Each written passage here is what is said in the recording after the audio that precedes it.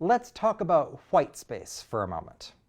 Now you may have noticed that when you enter text in the editor, you can put in multiple lines or spaces or paragraph breaks, but when you render it in the browser, it's all run together.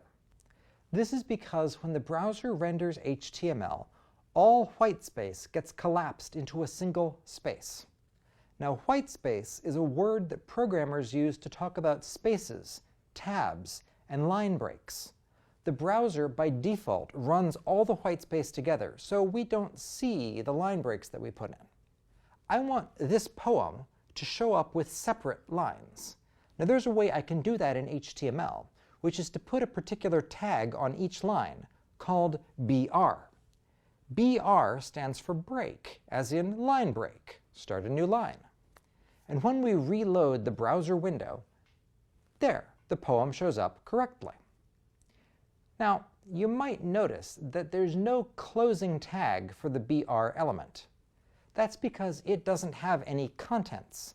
There's nothing inside a line break. It's just saying, break the line here.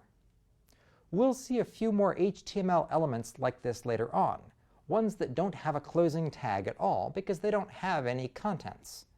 Elements like this are called void elements or empty elements. One other example of these is the IMG tag for images. We'll see that later. For now, let's stick with text.